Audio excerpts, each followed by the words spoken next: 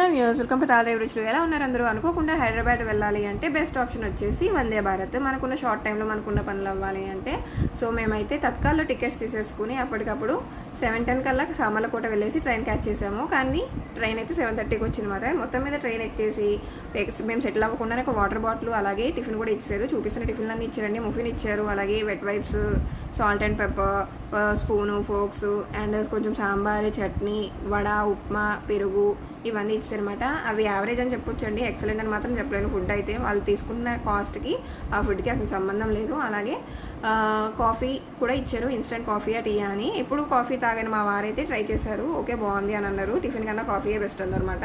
తర్వాత 11:45 కల్లా మేమైతే వరంగల్ వెళ్ళిపోయాము. అప్పటికి మాకు మీల్స్ కూడా ఇచ్చారు. So 2 chapati, paneer curry, plain rice, plain పప్పు, అలాగే దొండకాయ ఫ్రై, పెరుగు.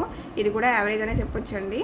ఇవి అరిగేసరికి ఒక మూవీ చూసుకునేసరికి మాకైతే హైదరాబాద్ వచ్చేసన్నమాట.